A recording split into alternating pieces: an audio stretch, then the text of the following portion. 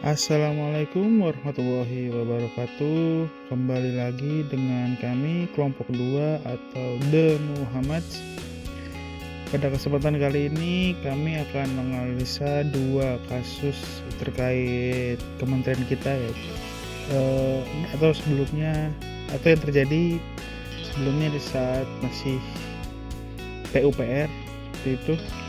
Dua kasus ini sama-sama terkait dengan korupsi.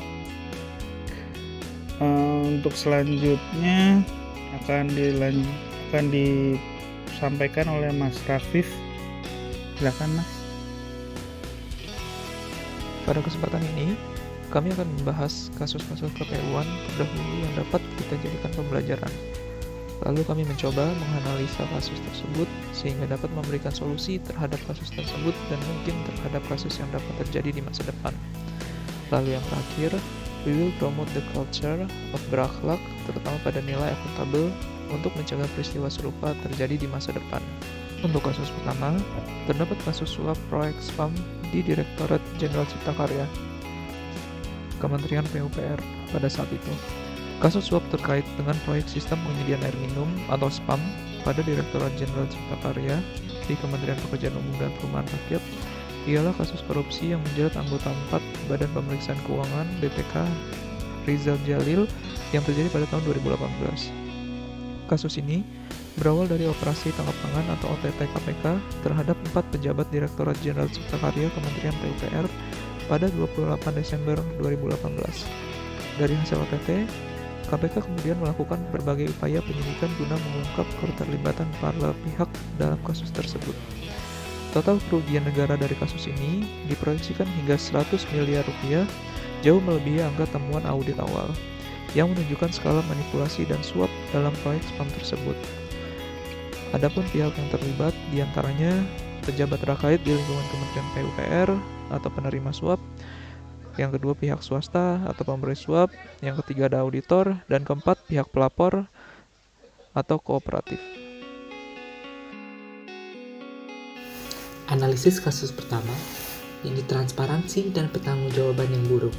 Kasus ini menunjukkan lemahnya akuntabilitas internal karena proyek spam dilaksanakan tanpa pengawasan yang memadai. Selanjutnya, penyelewengan fungsi akuntabel ASN. Pejabat pembuat komitmen atau PPK yang seharusnya bertindak transparan malah menjadi bagian dalam jaringan suap dan mengorbankan integritas peran mereka. Lalu gagalnya sistem dalam menghalau kecurangan. Penggeledahan dan penetapan tersangka hanya terjadi setelah operasi tangkap tangan, menunjukkan kegagalan dalam deteksi dini potensi korupsi. Kemudian turunnya tingkat kepercayaan masyarakat terhadap kementerian atau lembaga. Korupsi menimbulkan kecurigaan terhadap kinerja ASN dan lembaga. Ini merusak kepercayaan dan mengurangi kemanfaatan kebijakan publik di masyarakat.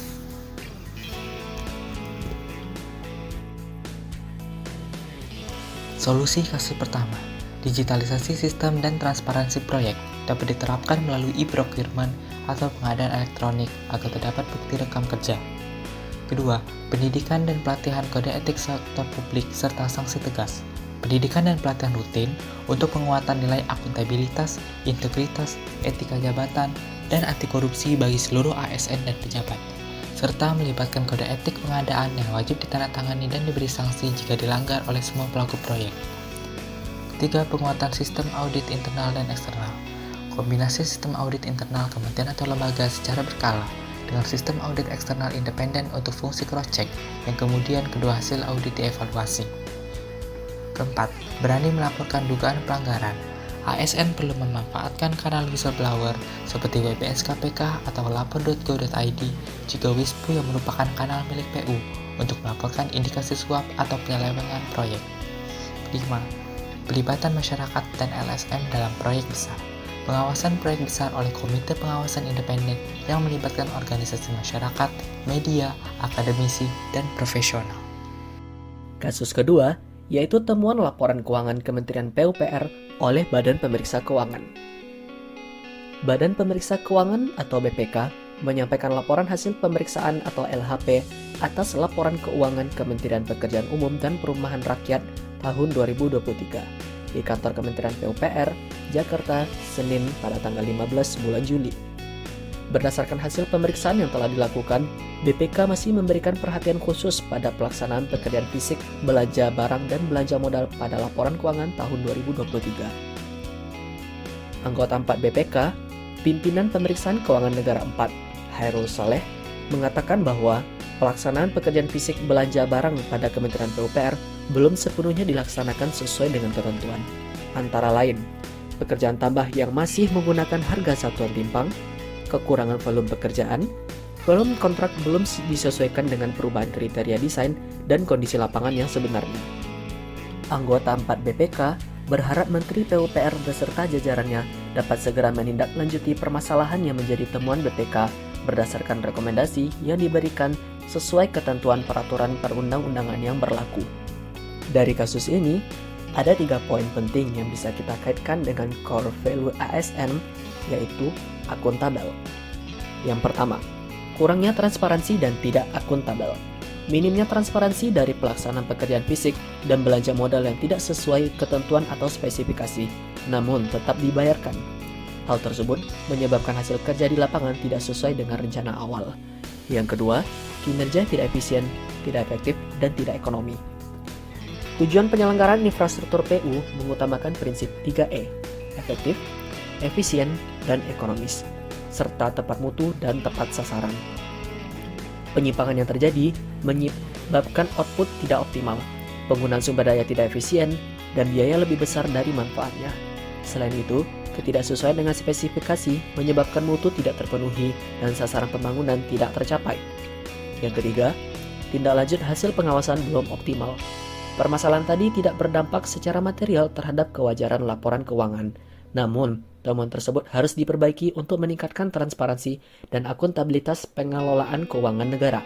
Dibutuhkan peran aktif Itjen untuk mengkoordinasikan pelaksanaan tindak lanjut sesuai kewenangan dengan menggunakan SIPTL, sehingga rekomendasi dapat memberikan perbaikan atau nilai tambah dalam pengelolaan uang negara. Dari kasus tersebut, bagaimana solusi yang bisa kita tawarkan?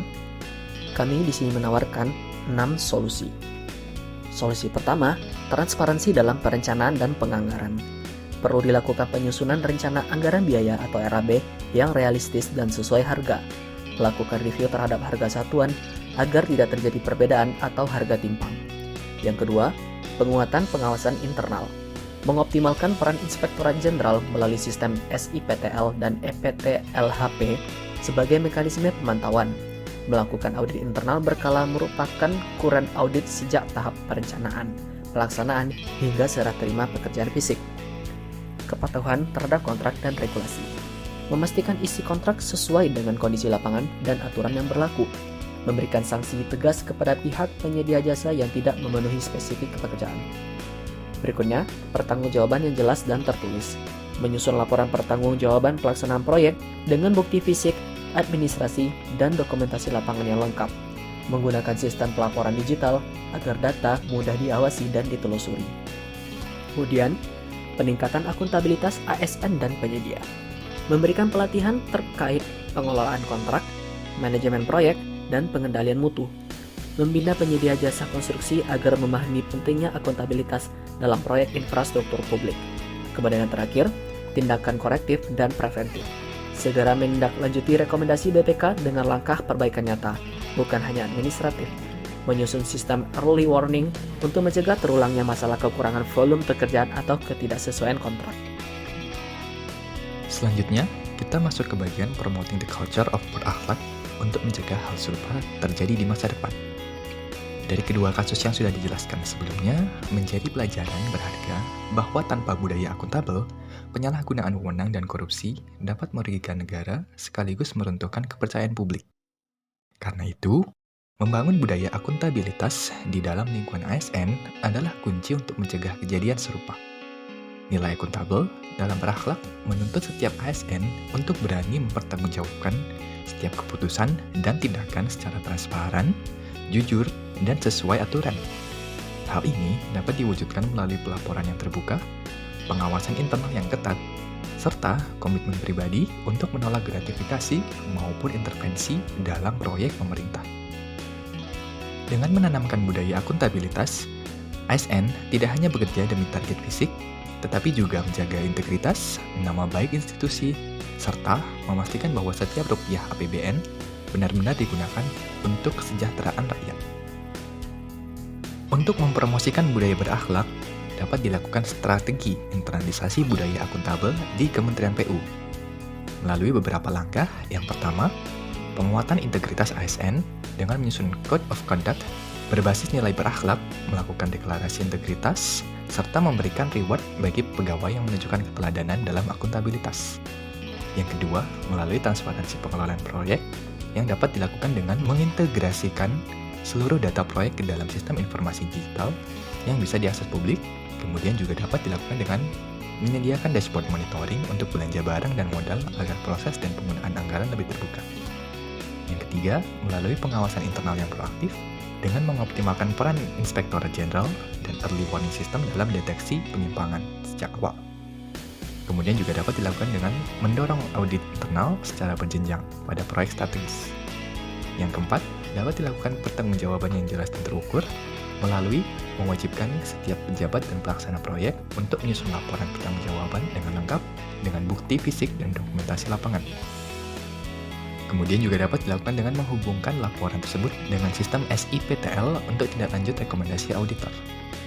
Kemudian yang kelima, melalui budaya anti-suap dan anti-gratifikasi yang secara lebih rinci dilakukan dengan sosialisasi rutin mengenai bahaya suap dan gratifikasi, serta membuka kanal pelaporan atau whistleblowing system yang aman dan rahasia bagi pegawai maupun masyarakat.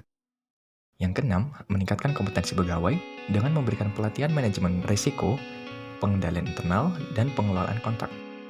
Serta juga dapat dengan menanamkan mindset bahwa akuntabilitas adalah bagian dari profesionalisme, bukan sekedar kewajiban administratif. Dan yang terakhir, poin ke-7 dengan melakukan kepemimpinan yang menjadi teladan. Dalam hal ini, pimpinan di setiap level harus menunjukkan ketegasan dalam menolak penyimpangan, kemudian juga menjadi role model dengan gaya kepemimpinan yang transparan dan bertanggung jawab. Terkait daftar rujukan, kami mengambil topik dari dua website yang berbeda. Untuk kasus yang pertama, kami mengambil dari Komisi Pemberantasan Korupsi atau KPK. Untuk kasus kedua, dari website BPK atau Badan Pemeriksa Keuangan. Karena dua situs ini resmi ya, jadi kami rasa berita tersebut tidak dikurang-kurangkan atau tidak dilebih-lebihkan. Sekian dari kami, semoga analisis dan solusi yang kami berikan ke depannya dapat menjadi warning ya buat kita semua agar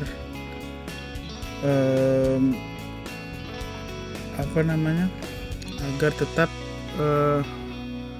stay lurus, stay integritas supaya karir kita ke depannya dapat mulus.